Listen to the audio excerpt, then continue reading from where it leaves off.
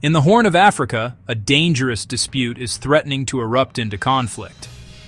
Ethiopia, with nearly 130 million people, is landlocked, while its neighbor Eritrea controls a strategic Red Sea coastline, one of the world's most vital shipping lanes.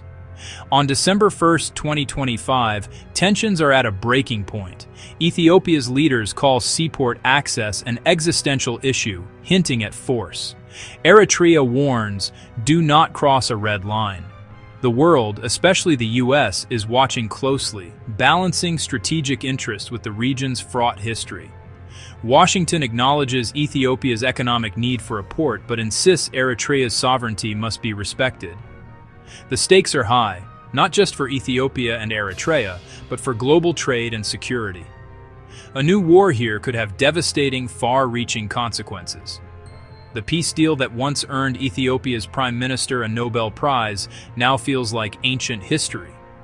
The alliance from the Tigray War has collapsed, replaced by open hostility. As both sides escalate, the world hopes diplomacy can prevail over war.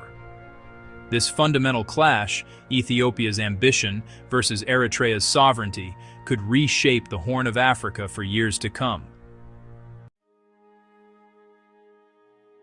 To understand today's crisis, we must revisit the painful history between Ethiopia and Eritrea. Eritrea was federated with Ethiopia in 1952, then annexed, a move that sparked a 30-year war for independence. Eritrea's victory in 1993 left Ethiopia landlocked, losing its historic ports of Assab and Massawa. Initial cooperation quickly soured, leading to a brutal border war from 1998 to 2000, killing tens of thousands and cementing deep mistrust. For nearly 2 decades, the border was sealed and relations frozen. In 2018, a brief peace thawed tensions, but the alliance was short-lived.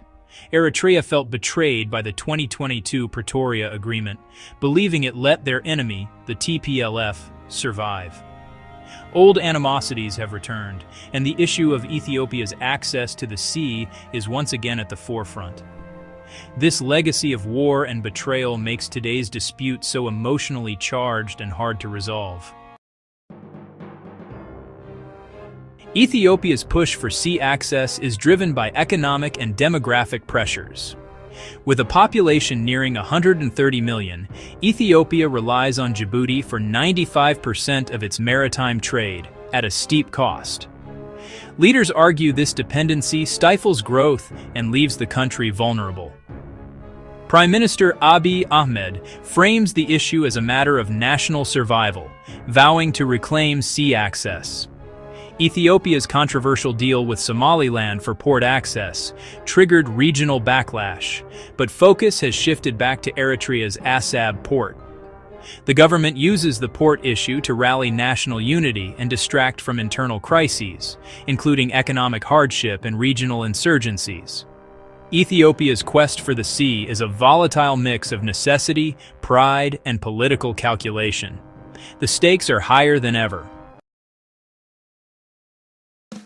For Eritrea, the ports of Massawa and Assab are symbols of hard-won independence, not just economic assets. The idea of ceding any part of its coastline is seen as a betrayal of decades of sacrifice. President Isaias Afwerki's government has responded to Ethiopia's demands with unwavering defiance, warning against any encroachment. Eritrea's recent exclusion from the Pretoria Agreement has only hardened its stance. The regime maintains a large military and has renewed conscription, ready to defend its borders. Eritrea is also accused of supporting armed groups inside Ethiopia to destabilize its neighbor. For Eritrea, defending sovereignty is non-negotiable, and it's prepared to use all means necessary. The rhetoric between Ethiopia and Eritrea has escalated into a dangerous military standoff. Ethiopia openly prepares for conflict, promoting military readiness and nationalist fervor. Army leaders declare regaining Assab a survival interest, leaving little room for retreat. Eritrea, more reserved, intensifies national service and keeps troops on alert. The region is tense. Even a small incident could trigger war. Ordinary people on both sides watch with fear, dreading another devastating conflict. The drumbeat of war grows louder, threatening millions.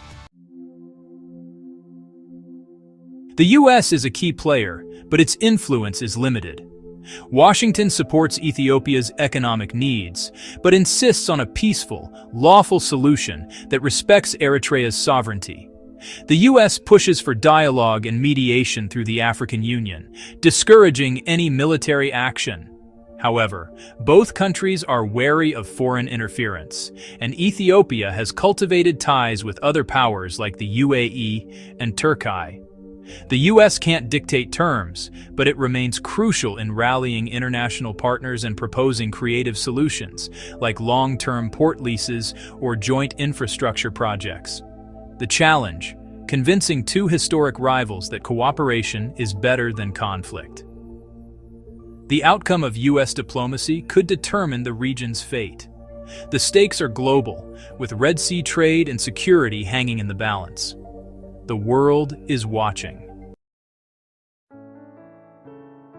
As 2025 ends, the Horn of Africa stands at a crossroads: diplomacy or disaster. Decades of mistrust make dialogue difficult, but it's the only path away from war. A possible solution: Ethiopia gains guaranteed access to Assab in exchange for compensation and revenue sharing, backed by international guarantees. If talks fail, war could erupt, drawing in regional actors, displacing millions, and disrupting global trade. The humanitarian and economic costs would be immense. The future hangs in the balance: nationalist ambition versus the logic of cooperation. The coming months are critical. The fate of millions and a vital region depends on the choices made now.